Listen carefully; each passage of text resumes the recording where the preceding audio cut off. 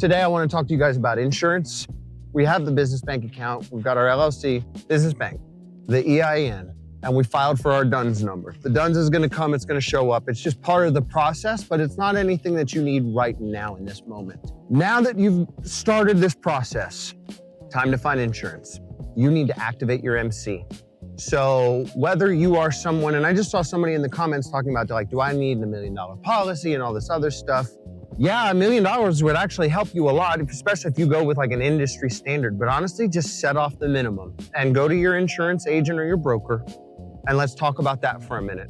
Not all insurance agents and brokers are created equal. First of all, you want somebody who's responsive, somebody who's got a good reputation. You also want somebody who has InsureLink.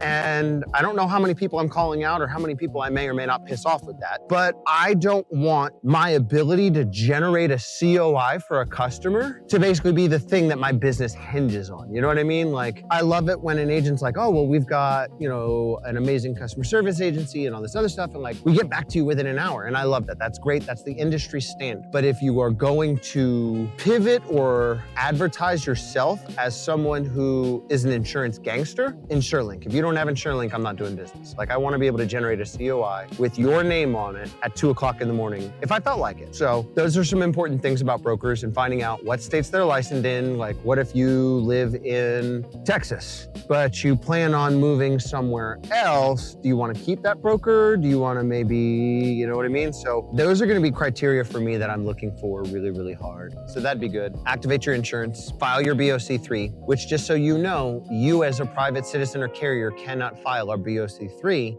Your insurance agent has to do it. I mean, you could go on there, print it out, fill it out, and send it in, but FMCSA is not going to do anything with it. That's how your stuff gets activated.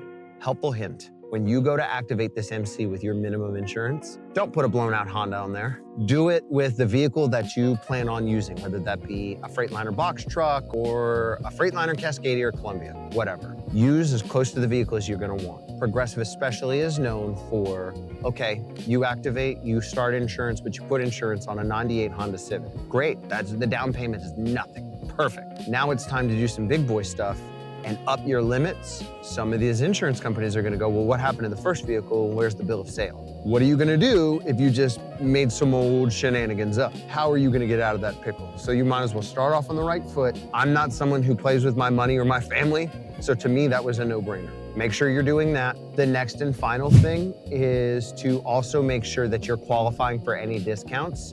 ELD and E-logs are gonna be the next part in our series. Let's talk about that next week. As always, if you happen to have any questions, I want you to reach out. You know that's what we do. We are here for you. That's how we roll.